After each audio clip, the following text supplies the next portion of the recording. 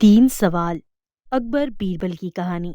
महाराजा अकबर बीरबल की हाजिर जवाबी के बड़े कायल थे। उनकी इस बात से दरबार के अन्य मंत्री मन ही मन बहुत जलते थे। उनमें से एक मंत्री, जो महामंत्री का पद पाने का लोभी था, उसने मन ही मन एक योजना भी बनाई। उसे मालूम था, जब तक बीरबल दरबार में मुख्य सलाहकार के रूप में है, उसकी ये इच्छा कभी भी पूरी नहीं हो सकती। एक दिन दरबार में बादशाह अकबर ने बीरबल के हाजिर जवाबी की बहुत प्रशंसा की। ये सब सुनकर उस मंत्री को बहुत गुस्सा आया।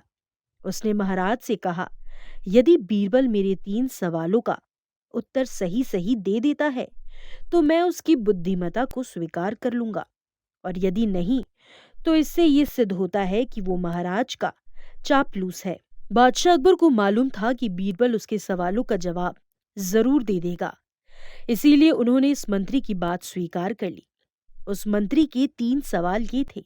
सबसे पहला, आकाश में कितने तारे हैं? दूसरा, धरती का केंद्र कहाँ है? तीसरा, सारे संसार में कितने स्त्री और कितने पुरुष हैं?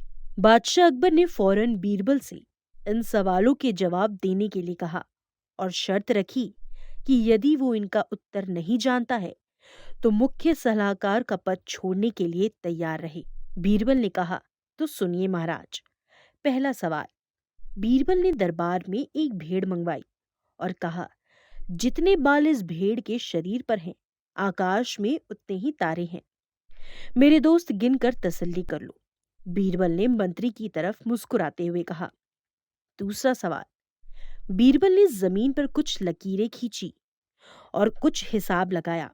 फिर एक लोहे की छड़ मंगवाई गई और उसे एक जगह गाड़ दिया, और बीरबल ने महाराज से कहा, महाराज, बिल्कुल इसी जगह धरती का केंद्र है, चाहे तो आप स्वयं जांच लें। महाराज बोले, ठीक है, अब तीसरे सवाल के बारे में कहो। महाराज, तीसरे सवाल का जवाब बड़ा मुश्किल है, क्योंकि इस दुनिया में कुछ लोग ऐसे हैं जो ना तो स्त्री की श्रेणी में आते हैं और ना ही पुरुषों की श्रेणी में। उनमें से कुछ लोग तो हमारे दरबार में भी उपस्थित हैं, जैसे कि ये मंत्री जी। महाराज, यदि आप इनको मौत के घाट उतरवा देते हैं तो मैं स्त्री पुरुष की सही संख्या बता सकता हूँ। अब मंत्री जी के सवालों का जवाब छोड़कर थर थर कांपने लगे और महाराज से बोले, महाराज, बस मुझे मेरे सवालों का जवाब मिल गया। मैं बीरबल की बुद्धिमानी को मान गया हूँ।